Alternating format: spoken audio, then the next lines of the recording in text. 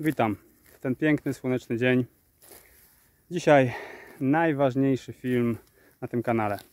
To jest właściwie najważniejsza informacja, jaką chciałbym Wam wszystkim przekazać. Mianowicie chów wolnowybiegowy koni versus chów klatkowy. Na początek zastanów się, gdybyś usłyszał, że ktoś hoduje swojego kota w taki sposób, że 23 godziny na dobę trzyma go w pudełku po butach, a na godzinę wypuszcza go, żeby mógł sobie pobiegać po pokoju 3 na 3 metry, to co byś pomyślał o takim człowieku? Prawdopodobnie, że jest jakimś zwyrodnialcem, świrem, który uwielbia patrzeć, jak kot męczy się w pudełku po butach. Natomiast kiedy ludzie robią coś zupełnie analogicznego z końmi, to wtedy wszystko jest w porządku, bo to jest tak zwany chów stajenny. Otóż chciałbym bardzo jasno pokazać, dlaczego chów stajenny to jest takie samo znęcanie się nad końmi, jak w moim wcześniejszym przykładzie znęcanie się nad kotem. Otóż konie do szczęścia potrzebują przede wszystkim ruchu. Po drugie towarzystwa i po trzecie dostępu do jedzenia przez 24 godziny na dobę. Konie jedzą przede wszystkim paszę objętościową, którą potrzebują pobierać przez długie godziny każdego dnia. Jeżeli karmimy konie paszą treściwą w większości, to oczywiście doprowadzamy do problemów trawiennych, bo ich układ trawienny nie jest przystosowany do tego typu pokarmu.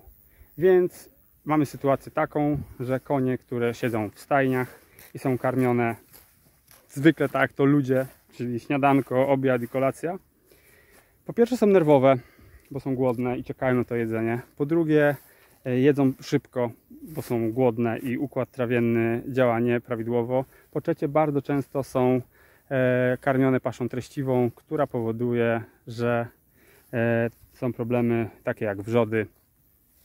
Więc pierwsza sprawa, żywienie cały czas. Konie wolnowybiegowe jedzą kiedy chcą, odpoczywają kiedy chcą i przez to są zdrowe, jeżeli chodzi o kwestie trawienne. Druga sprawa to jest ruch, też związany z trawieniem. Konie potrzebują zrobić przynajmniej 10-15 tysięcy kroków każdego dnia, żeby ich układ trawienny działał poprawnie, żeby ich kopyta były zdrowe i żeby ich układ krwionośny działał poprawnie. Nie wiem, czy wiecie, ale koń stąpając po ziemi wspiera swoje krążenie.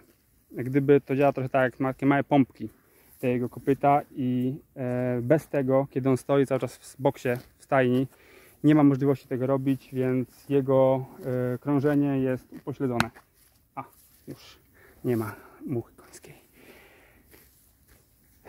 Ruch jest potrzebny koniom oczywiście też dla zachowania kondycji, żeby nie był to kawał tłuszczu, tylko żeby to był fajnie unieśniony koń. Konie takie są znacznie bardziej oczywiście zdrowe, szczęśliwsze i żyją znacznie dłużej. Czytałem fajny przykład kobiety, która miała konia, którym kiedyś dawniej dużo jeździła, potem już go zostawiła tak zupełnie, powiedzmy, na starość, na wolnym wybiegu i postanowiła sobie na 30-letnim koniu pojechać na zawody typu rajd terenowy. I okazało się, że ten koń sprawował się świetnie, był w świetnej kondycji.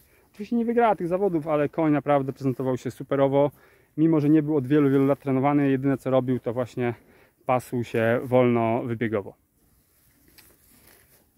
Trzecia sprawa, być może najważniejsza, to jest towarzystwo. Konie są zwierzętami stadnymi przez duże sy. Koń nie może być szczęśliwy będąc sam. Konie muszą mieć towarzystwo, po prostu tak psychika jest skonstruowana, a chów stajenny powoduje, że one są od tego towarzystwa permanentnie oddzielone. Bo nawet jeżeli widzą się przez kraty boksu, to zupełnie nie o to chodzi. Konie potrzebują podejść, się pomiziać, pogłaskać się, że tak powiem, ocierać. Muszą sobie zrobić hierarchię, muszą sobie zrobić relacje społeczne, co jest dla nich cholernie ważne. I potem ludzie się dziwią, że ten koń jest narowisty, że on jest zły na ludzi, że on kopie, że on kuli uszy. To jest zupełnie nie dziwne w sytuacji, kiedy taki koń jest traktowany w sposób kompletnie niezgodny z jego naturą. Powiedzmy to jasno, ludzie nad nim się znęcają, trzymając go w taki sposób. Mam wiele przypadków koni, które hodowane stajennie trafiają do nas, do naszej stadniny i zupełnie zmieniają się. Zmienia się ich kondycja fizyczna, zmienia się ich psychika. Koń zupełnie jest odmieniony. Na szczęście coraz więcej ludzi to dostrzega, lecz niestety i tak 90% koni ciągle w Polsce cierpi chów stajenny. Nawet mówi się tak, że konie śpią na stojąco, co jest absolutną bzdurą, pokazującym tylko, do jakiego absurdu doprowadziliśmy hodowlę tych wspaniałych zwierząt. Otóż konie w naturze nigdy nie śpią na stojąco, albo bardzo rzadko, ponieważ koń, jeżeli tylko może, śpi na leżąco. Tylko żeby koń mógł spać na leżąco, to muszą być spełnione podstawowe warunki, to znaczy musi czuć się bezpiecznie. Jak to wygląda w naturze, czy też u nas? Polega to na tym, że konie są na otwartym terenie, gdzie mogą obserwować całe otoczenie. Wtedy wyznaczają sobie jakiegoś konia, który ma wartę i on stoi, obserwuje cały czas, a cała reszta stada się kładzie i sobie spokojnie odpoczywa, czy też śpi. Tylko spanie na leżąco daje możliwość pełnego relaksu dla konia. Spanie na stojąco to jest tak jak drzemka w tramwaju. To nie pozwoli człowiekowi się w pełni nigdy zregenerować. Tak samo koń śpiący na stojąco nigdy nie może w pełni odpocząć i w pełni zregenerować swojej psychiki. Konie takie też są znacznie bardziej przyjazne do ludzi. O, piękna interakcja. Przyszła mu klacz wyjadać trawę, więc ona go przepędziła. Konie są znacznie bardziej przyjazne do ludzi chowane w taki sposób, ponieważ człowiek kojarzy im się z czymś bardzo pozytywnym. To znaczy człowiek to jest ten, który przychodzi i dostarcza jakąś atrakcję.